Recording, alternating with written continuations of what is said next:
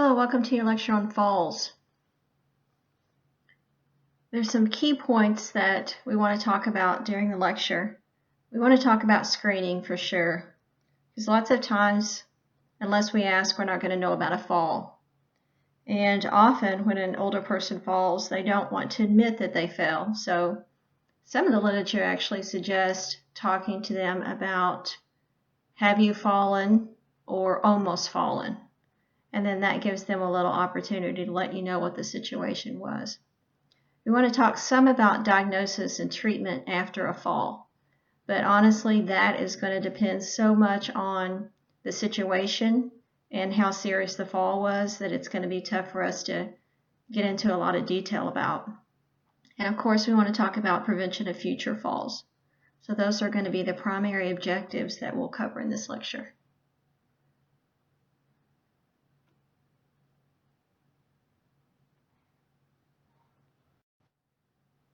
I think the definition of a fall is pretty much self-explanatory. But, this is one of the most common geriatric syndromes. A fall is one of the most common events threatening the independence of older adults, and complications from falls can be the leading cause of death from injury. So not necessarily the fall itself, but the complications that come from that.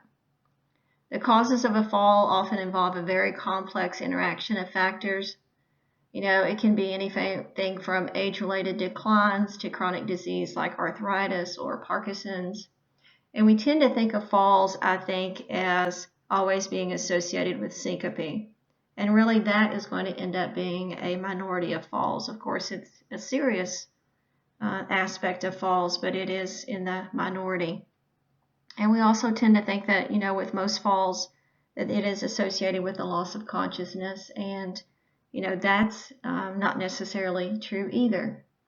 For older adults with 2 or more falls in the past 12 months, we want to talk with them about gait and balance abnormalities, as well as do a very detailed assessment. If we ask them if they have had 1 fall in the last 12 months, then we can just really do a good assessment for the most part of their balance and any gait abnormalities, and see if anything kind of falls out with that. So it kind of depends on, how often this has happened and how serious it was. And that's going to help us decide, what kind of interventions we need to do and what kind of workup that we're going to need to do.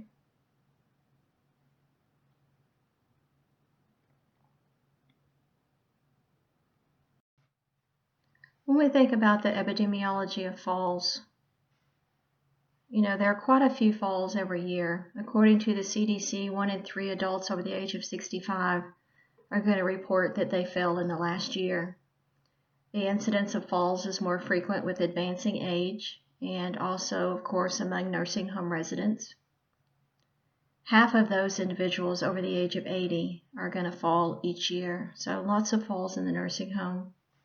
Among those with a history of falls in the previous year, the incidence of falls is going to be close to 60%. So when we talk about the risk factors, one of the first things that we're going to ask is, have you fallen before? Because if they tell us they have fallen before, then we know it's much more likely that they will fall again. Most of the falls end up not being all that serious.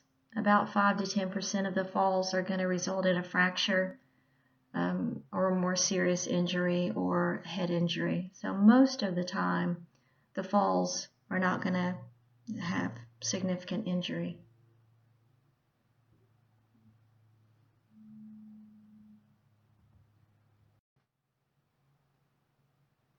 So we know that falls, for the majority of the time, don't produce a lot of physical injury.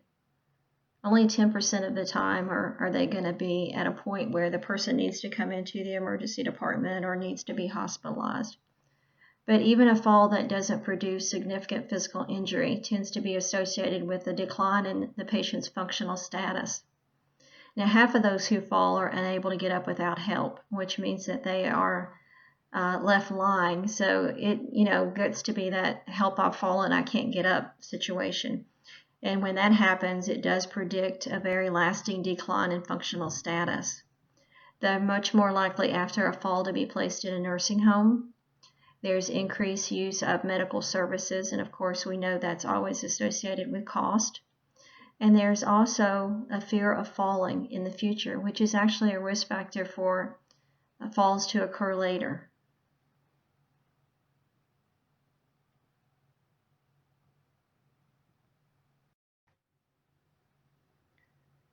There's been a lot of studies on falls, and so we know quite a bit about the risk factors. What makes it so complicated is that it's rarely due to a single cause. So when you do your assessment, lots of times you may be looking for, how many of these risk factors do they actually have for falls, and, what are the ones that we can control.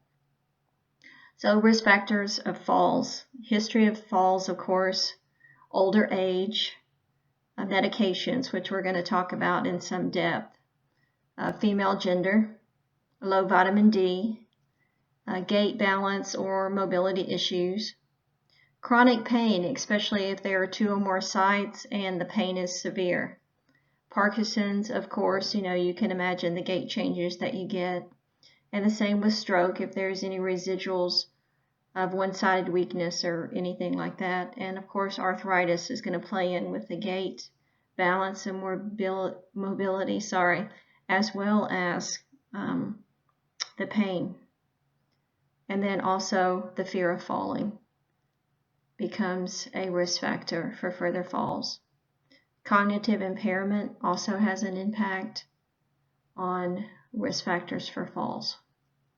So there's lots of times a very complex interaction of all of these things with the intrinsic factors such as chronic disease, and then the challenge to postural change, changing positions, and then you have your other factors such as medications and underlying mobility level. So there are lots and lots of risk factors for falls as people age.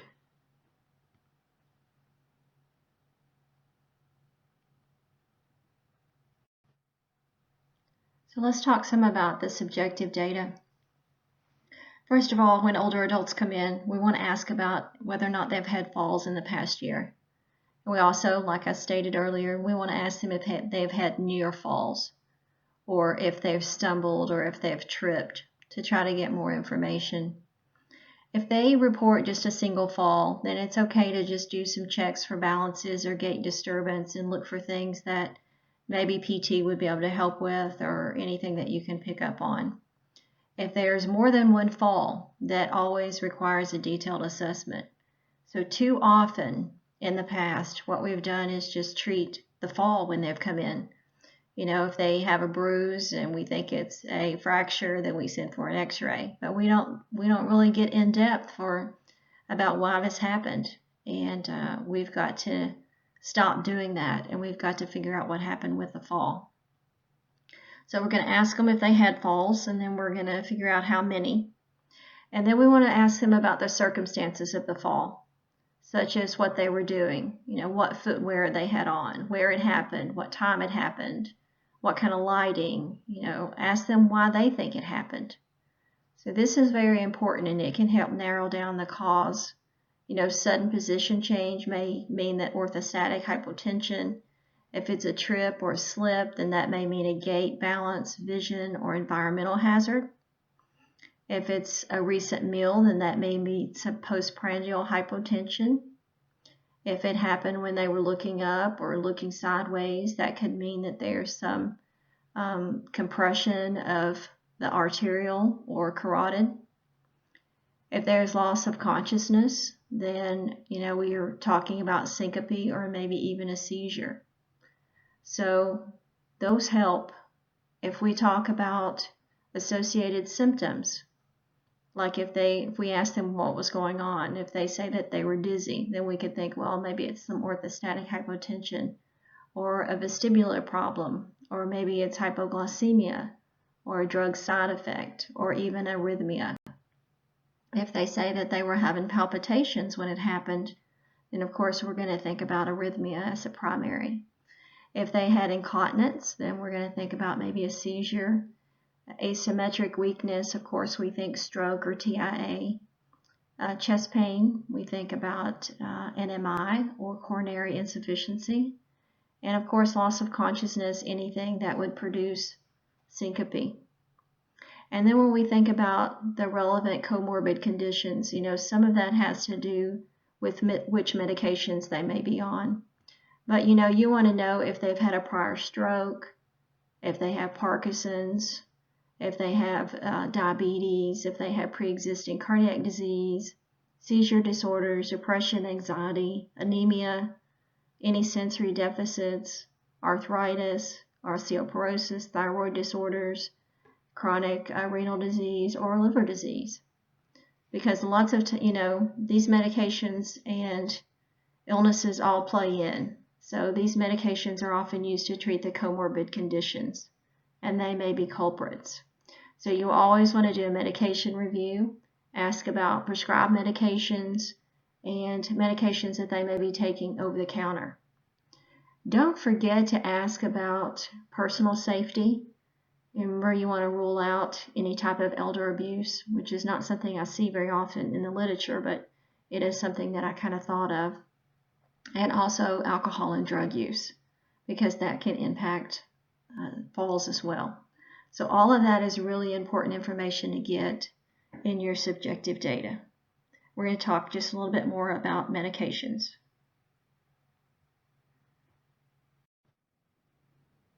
We know that medications are a major cause for falls. So we need to ask about medications. We need to look for anything that's on the Beers criteria. And if you see on the slide where it says avoid BC, that means that the Beers criteria has designated this class of medications as something to avoid when it comes to risk for falls. It's not possible for us always to avoid these medications, but we should always be looking to see if we can decrease the number of medications, if we can decrease the dose of the medications, if we can look at the Beers criteria and possibly give them a medication that would be safer. I mean, we need to control, like if we take, for example, like hypoglycemic agent, we need to control their diabetes. Now, of course, their hemoglobin A1C doesn't need to be 7, like a young healthy person, but at the same time, we do want to control the diabetes. But there are things that we should avoid. We don't need to have them on glyburide. It's too long acting. It's not a good medication for an older person. So sometimes it's not getting rid of the medication or the medication class, but it's about switching them to another medication. We need to be looking at holistic care whenever possible. So, we may want to use sleep hygiene and regular exercise instead of prescribing a sedative for insomnia. So anytime that we can do that for an older person, we want to do that, especially if they're having the side effect of falls based on the medications that we're giving them.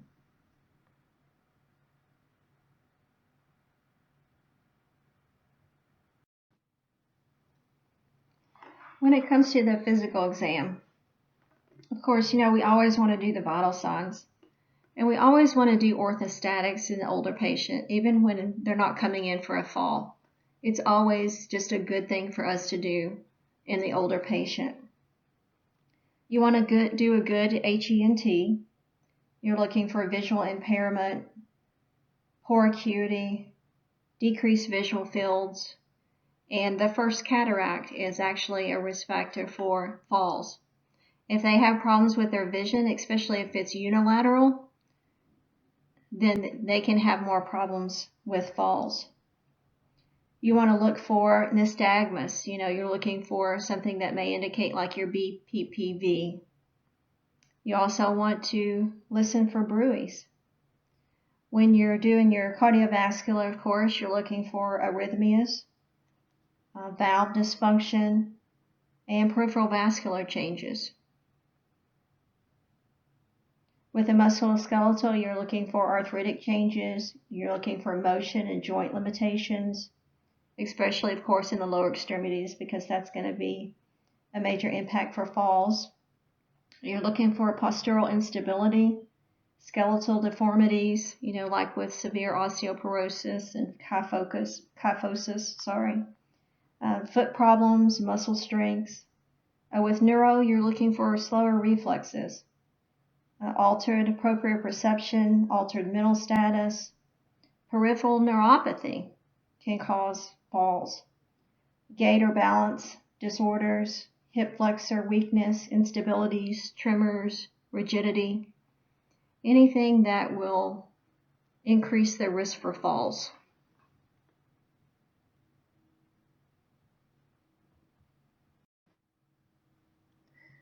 When it comes to what diagnostics to do, there's really not something that you can memorize and say, this is what I'll always do, because it really depends on what you find with your history and your physical exam.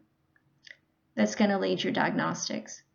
But, as I always talk with you about, least invasive to most invasive, simple to complex, what are the things that I can do in the office today? What are the things that are going to give me the highest yield for, what I'm looking for? And of course, that's going to be your physical exam, as well as what you know about their history. So every case can't be the same. Most sources recommend a CBC, looking for anemias and those sorts of things, a chemistry panel, B12, thyroid, vitamin D, and then always think about your bone density in all women over the age of 65. If they're on a medication where you can measure the concentration, such as DIG, always do that. That would be appropriate.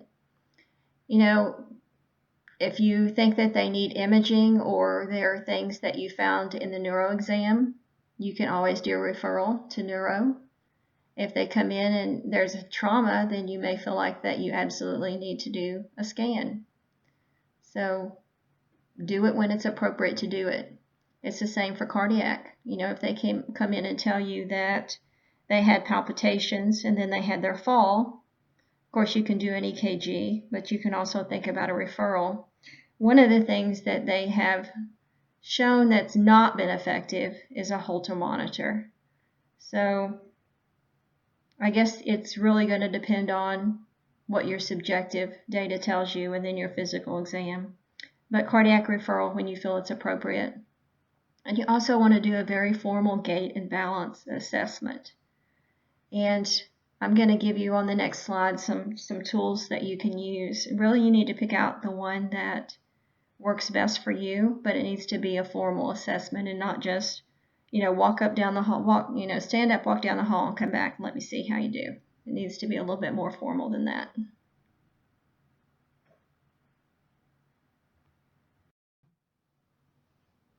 For your gait and balance evaluation, these are all really good things that you can do. And I'm sure you can find some really short little videos of how to do these on YouTube. But it's really going to be led by your physical assessment and your history as well. So if someone was completely normal in their subjective and objective data for neuro, I may not do a Romberg and I may not do a mini-cog. So, you kind of have to take into consideration where your exam has led you. I would say the ones that I do most often, that I use most often in primary care would be Romberg. It's quick and it's very easy. The one-legged stance, you really have to evaluate whether your patient is someone who could do that before you have to me, that's a little bit more advanced. Tandem gait is pretty easy for most people to do. The timed get up and go test is probably the one that I want you to be familiar with when it comes to exam time. I think it's very useful for primary care. It's very easy to use. You can use it with timing or without timing. And basically, it's just an observation of the patient standing up from a chair. You want them to be able to stand up from the chair without using the arms to push against the chair. Be able to walk across the room, turn around, walk back, and sit down, all without using their arms. And that gives you a lot of information about how strong they are, how balanced they are, And also, because they walk across the room and turn around, you get to see if they have any gait abnormalities. So to me, it's a very integrated test. If you don't feel comfortable doing this type of evaluation, then you can always refer to PT and let them do a very good evaluation of the gait and balance. That way, if they do a good evaluation, then they also know what exercises that they need to be having the patient do to fix, their issue. And so, you can pick one of these, like the time, get up and go. And if it's abnormal, then you can think about just referring to PT for a complete evaluation. And that way they could do the exercise training with them as well.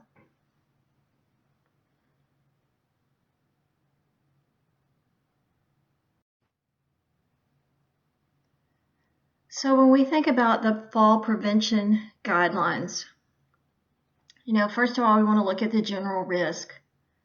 And we want these people exercising. We want them to be on an exercise program that's a combination of resistance training, gait, balance, and coordination, with gait and balance being the most important parts of that program. It needs to be tailored to their capabilities, so they need to be with a physical therapist or a trainer who can work with them. They need education on falling and the things that they could do themselves to avoid falling. You want to think about recommending daily supplementation of vitamin D. You want their levels to be 30 or greater. For medication factors, remember, see if the medication is needed. If it's needed, see if you can reduce the dose. Think about holistic things like addressing sleep problems with non-pharmacologic methods. Always talk to your patients about the appropriate use of medicines and monitoring for adverse effects. For mobility, think about improving lighting, especially at night. Think about the environmental stuff, loose carpeting, rugs, those sorts of things. Installing support structures, especially in the bathroom, using non-slip bath mats. Refer to physical therapy, for any gait problems or balance problems that you see. There's a great amount of research on Tai Chi and also yoga.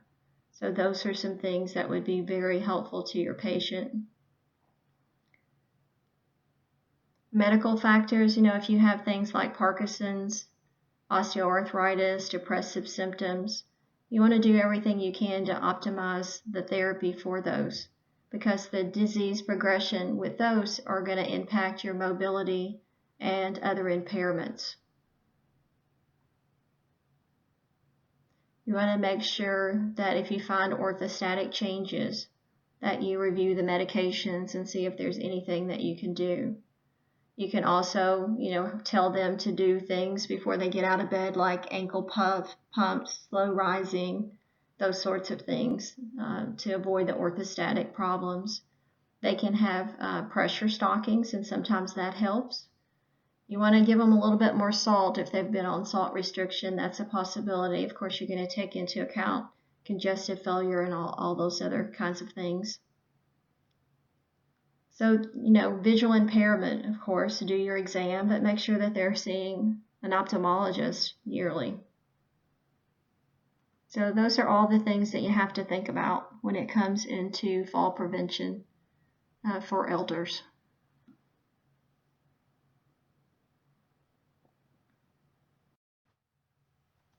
Just to summarize falls.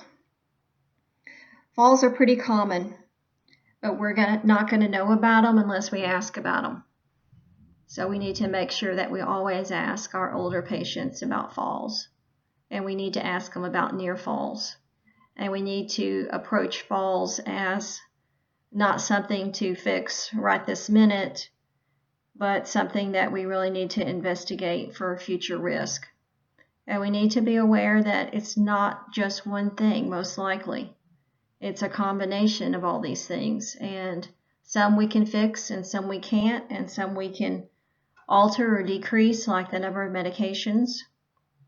But even, we need to be realizing that every fall is important, because even if they're not seriously injured, it does predict functional decline in that patient. So we know enough about falls at this point that we can do some preventive things that we now know are effective. So if you follow the guidelines and really look at your patient holistically, you can have a huge impact on their future health. So I hope that you have learned enough about falls that you won't just treat the fall when it comes in. You'll look at the fall as a very layered thing and try to get to the source of the cause of the fall.